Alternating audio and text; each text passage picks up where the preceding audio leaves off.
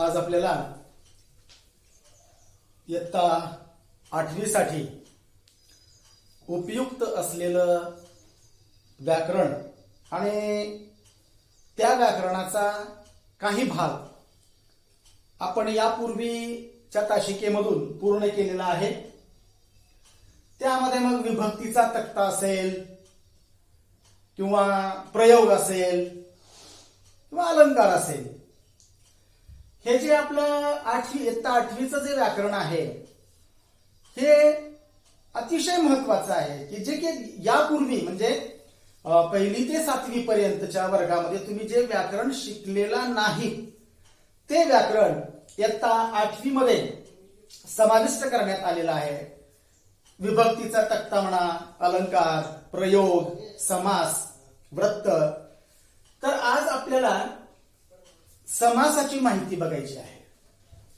समास म्हणजे काय, सामासिक शब्द म्हणजे काय, समासाचे प्रकार कोणते, त्याची उदाहरणं कोणती, या सगळ्यांचा अभ्यास आपल्याला आजच्या या तासिकेमधून करायचा आहे।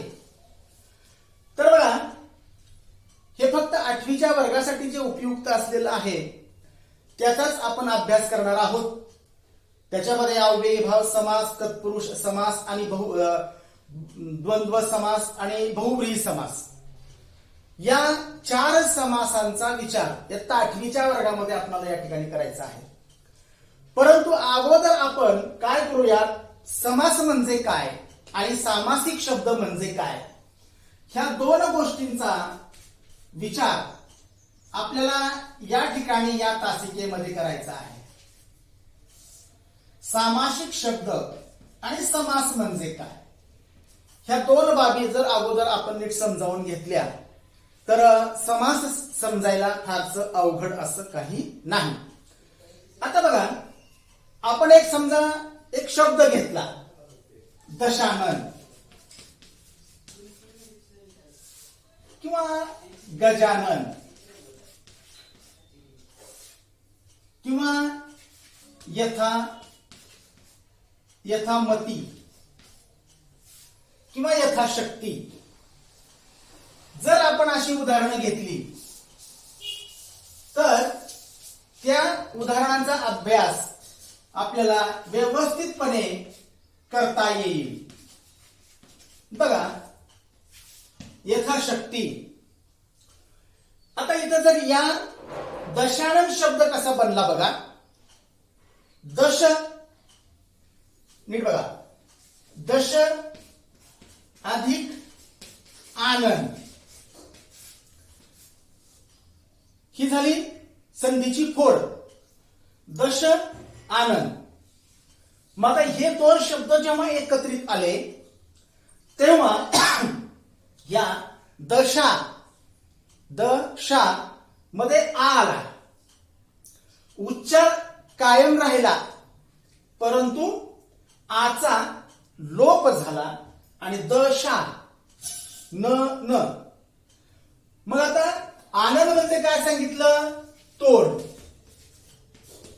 आनंद म्हणजे तोड। मग आता याचा विग्रह करायचा, समासाचा विग्रह करायचा। विग्रह करत असताना काही गोष्टी ज्या आहेत त्याही आपण लक्षात ठेवणं गरजेचं आहे। आता बघा, दशानन, आनंद म्हणजे तोड, 10 तोंडे आहेत ज्याला, असा तो। मग आता मी काय केलं बघा, 10 तोंडे आहेत ज्याला तो, कोण आहे, दशानन, रावण। आता मी काय, आपण काय केलं, एक दशानन शब्द घेतला, त्याच्यानंतर त्याचा विग्रह केला। कसा केला विग्रह, 10 तोंडे आहेत ज्याला, असा तो।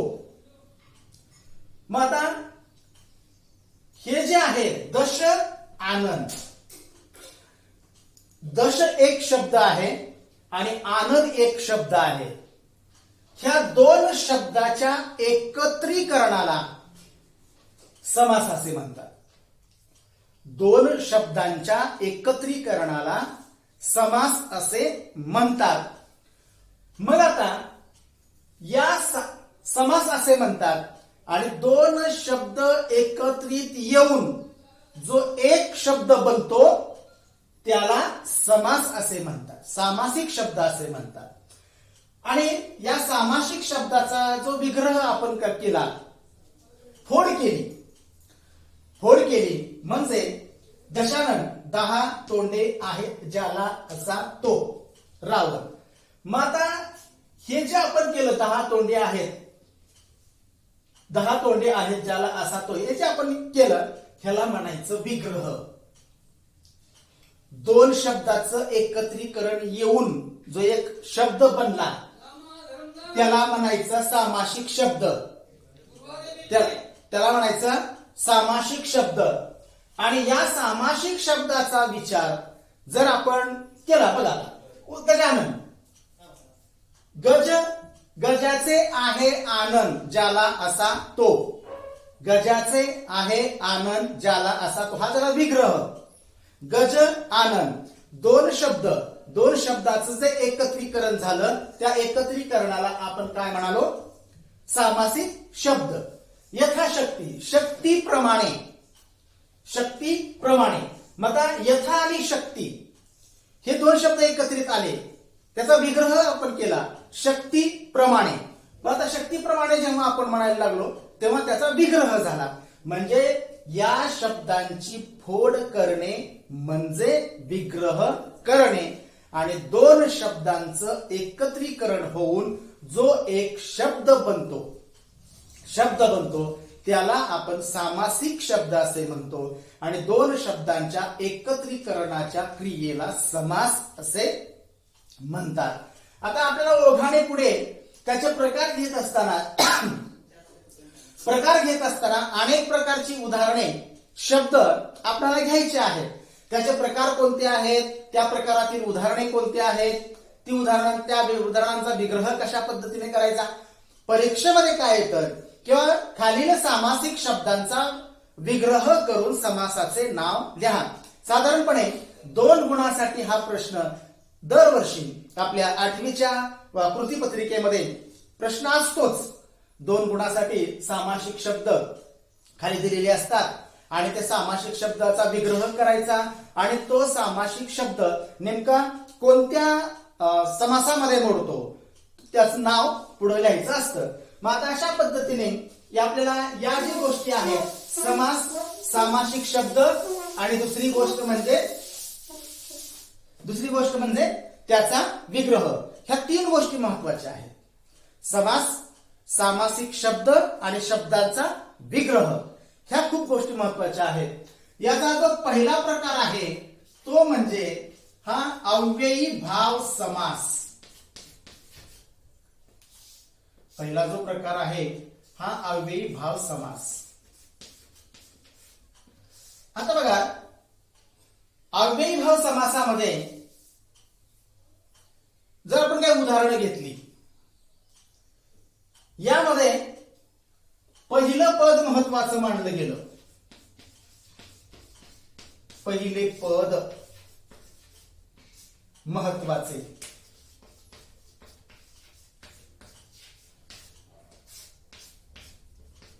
पहिले पद महत्वाचे. आता यामध्ये जर आपण विचार केला किंवा उदाहरणामध्ये जर आपल्याला बघायचं म्हटलं तर उदाहरणं काही आपल्याला घेता येतील. त्यामध्ये बघा, गावोगावी,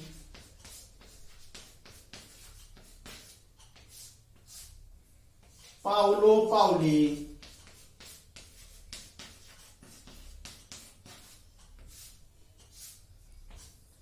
आजन्म,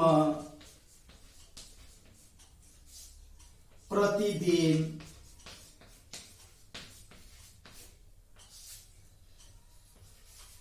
यथाशक्ती, यथाविधी,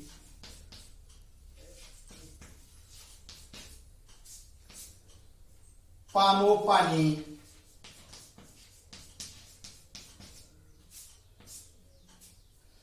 अशी आपल्याला कितीतरी उदाहरणं घेता येतील की मग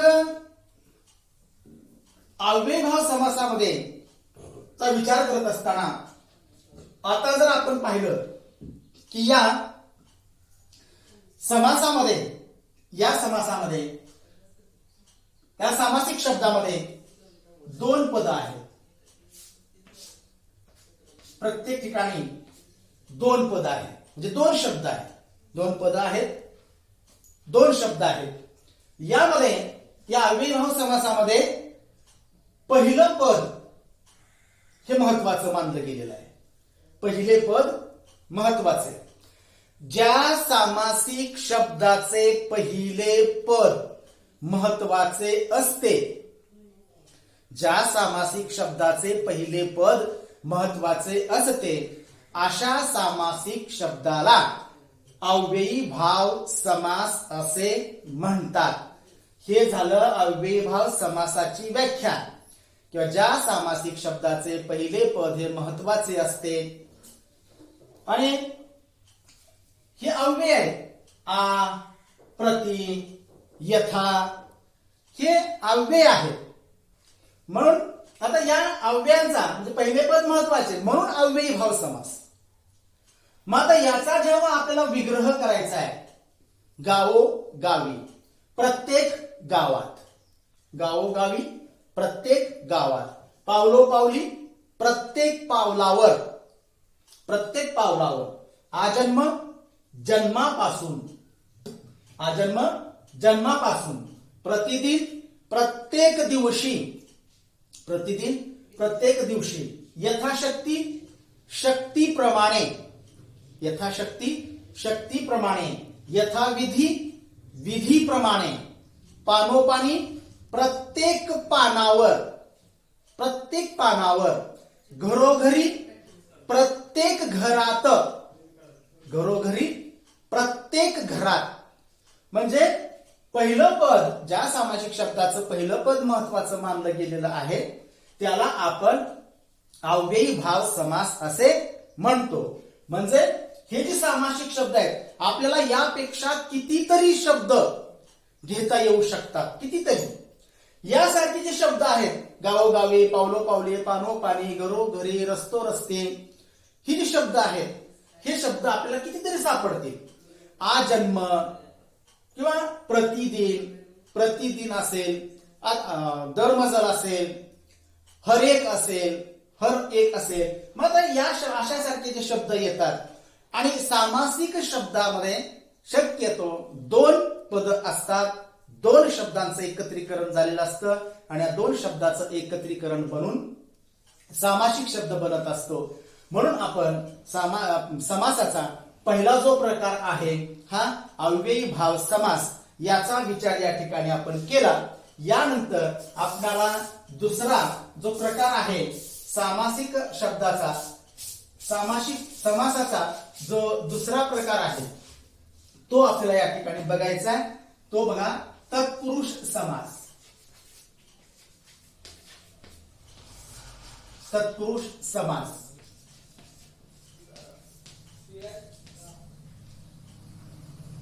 अगदी सहजपणे आपल्याला लक्षामध्ये येईल की तत्पुरुष समासामध्ये आता काय केलं आपण, अव्ययीभाव समासामध्ये पहिले पद महत्वाचे, तत्पुरुष समासामध्ये दुसरे पद महत्वाचे.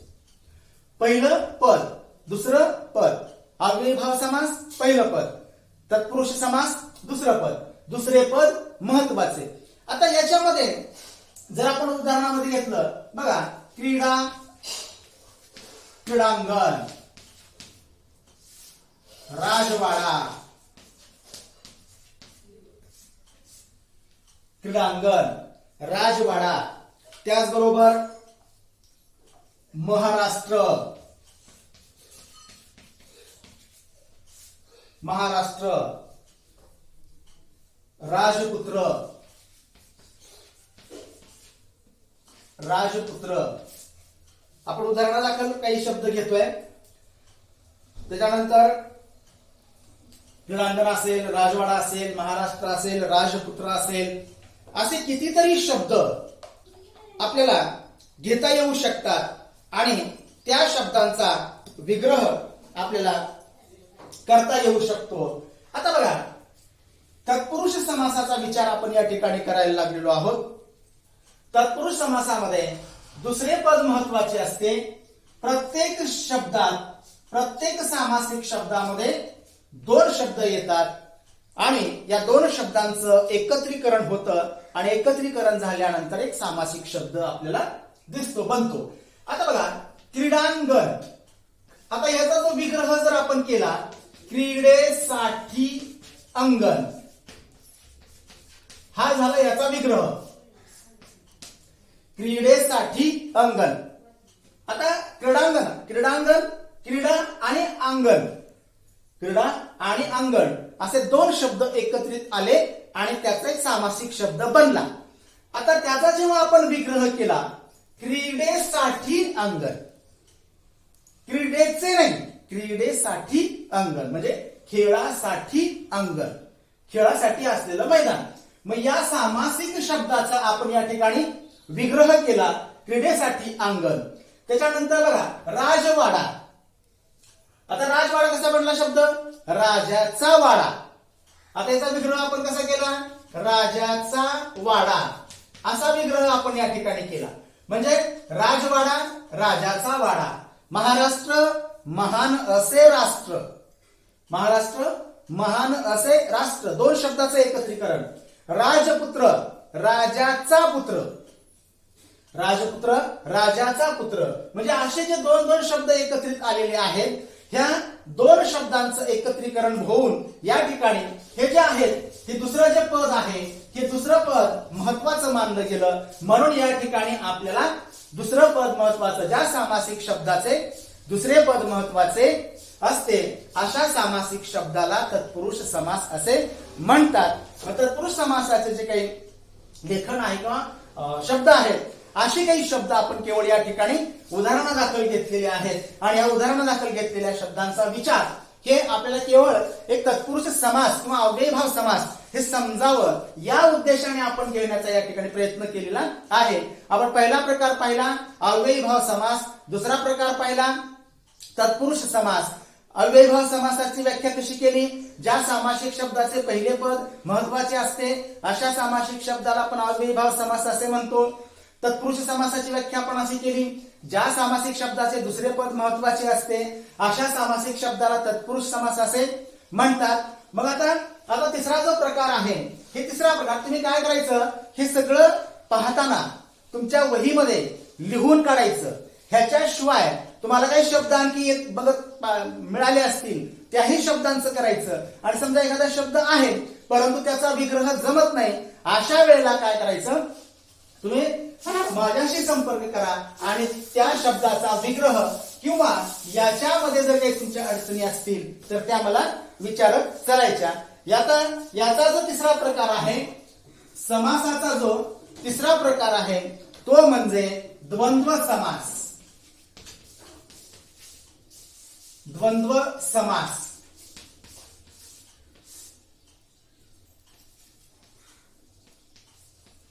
दोन्ही पदे महत्वाची.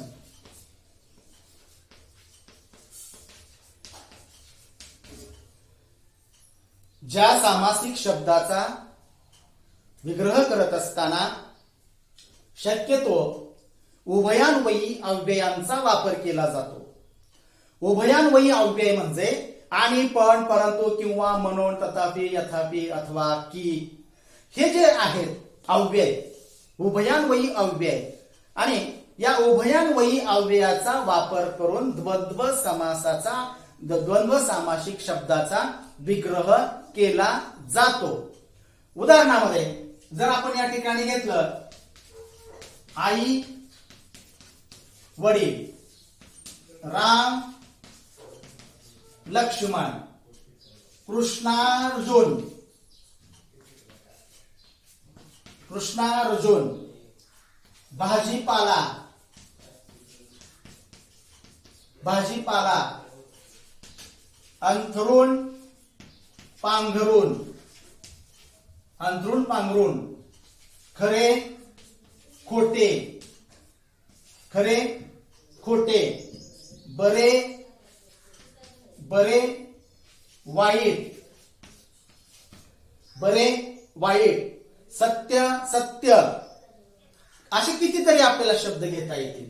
चहा पाणी. मग आता बघा, मी तुम्हाला आता सांगितलं की ज्या सामासिक शब्दाचा विग्रह उभयान्वयी अव्ययाने केला जातो आणि ज्या सामासिक शब्दातील दोन्ही पद महत्वाची असतात अशा सामासिक शब्दाला आपण काय म्हणतो? द्वंद्व समास असे म्हणतो. द्वंद्व समासाचे उपप्रकार आहेत, परंतु तुम्हाला 8वीच्या वर्गासाठी हे उपप्रकार नाही. द्वंद्व समासाचे जे उपप्रकार आहेत हे इयत्ता 10वीच्या अभ्यासक्रमामध्ये आहेत. त्यामध्ये मग समाहार द्वंद्व समास, वैकल्पिक द्वंद्व समास, हे जे उपप्रकार आहेत हे उपप्रकार तुम्हाला इयत्ता 10वीच्या वर्गामध्ये अभ्यासायचे आहेत. परंतु या ठिकाणी आज आपल्याला फक्त द्वंद्व समासाचाच अभ्यास करायचा आहे आणि द्वंद्व समासामध्ये दोन्ही पद महत्वाची मानली जातात. द्वंद्व सामासिक शब्दाचा विग्रह हा उभयान्वयी अव्ययाने केला जातो. म्हणजे आणि असेल, पण, परंतु, किंवा, अथवा असे जे अव्यय आहेत या अव्ययांचा वापर केला जातो. आता बघा, आई वडील. आता आई आणि वडील आपण आता या ठिकाणी काय केलं? विग्रह केला. आई आणि वडील. आता आणि हा शब्द, आणि हे अव्यय आहे आणि अव्ययाने याचा विग्रह केला गेलेला आहे. आई आणि वडील, बहीण आणि भाऊ. मग आता राम आणि लक्ष्मण, कृष्ण आणि अर्जुन. भाजीपाला. आता या ठिकाणी भाजी आणि पाला असा विग्रह करता येणार नाही, कारण भाजी आणि पाला आपण समजा बाजारामध्ये गेलो आणि त्या ठिकाणावर काय केलं किंवा भाजीपाला आणला असं म्हणतो आणि फक्त भाजी आणि पालाच असतो का त्या ठिकाणी? तर नाही, त्याच जातीच्या इतर वस्तूंचा समावेश. भाजीपाला वगैरे. मग आता भाजीपाला वगैरे म्हणजे त्याच जातींच्या इतर वस्तूंचा, पदार्थांचा समावेश म्हणजेच भाजीपाला. म्हणजे भाजीपाला वगैरे. मग त्यामध्ये बटाटे असतील, कांदे असतील, लसूण असतील, वांगे असेल, मग आता कोबी असेल, काही जरी असले तरी आपण काय म्हणतो? भाजीपाला. परंतु चहा पाणी. आता चहा आणि पाणीच असतं का? परंतु त्याच जातींचा इतर पदार्थांचा त्यामध्ये समावेश होणे. समाहार द्वंद्व समासाचा जो प्रकार आहे त्या प्रकारामध्ये भाजीपाला, चहा पाणी, अंथरूण पांघरूण असे काही शब्द येतात.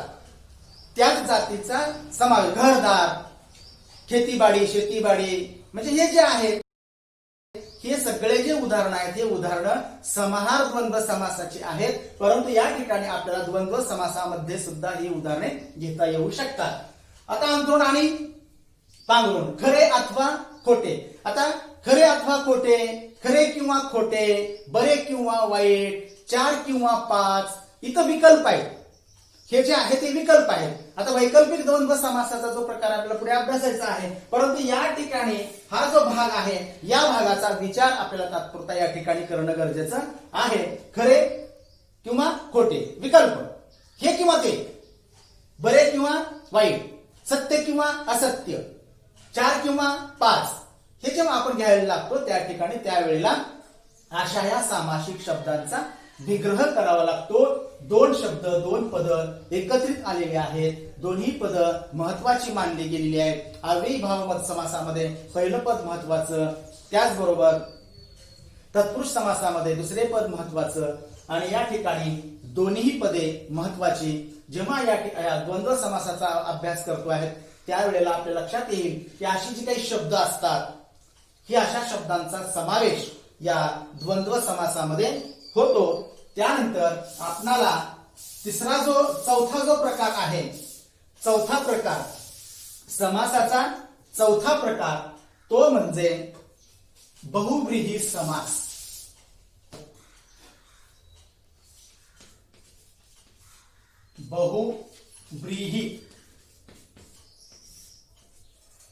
बहुव्रीही समास.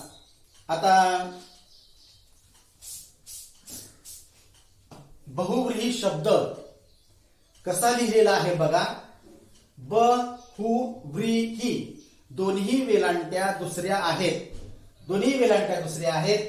आणि या ठिकाणी तिसरंच पद महत्वाचं.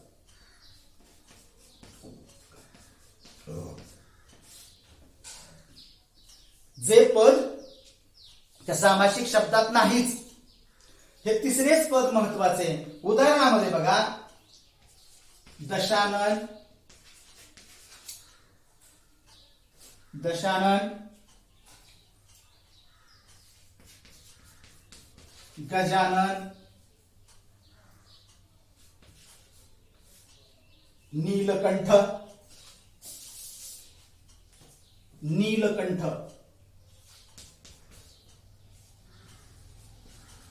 नीलकंठ,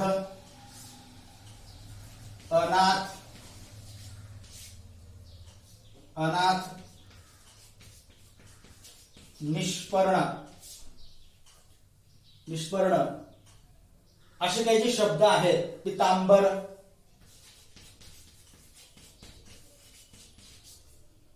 पितांबर.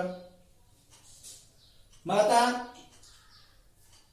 हे जे आहेत शब्द, आपल्याला या ठिकाणी जे काही दोन शब्द आहेत, या दोन शब्दांचं जे एकत्रीकरण आहे, त्या एकत्रीकरणाला आपण समास असे म्हणतो. एकत्रीकरण होऊन जो शब्द बनला त्याला सामासिक शब्द असे म्हणतो.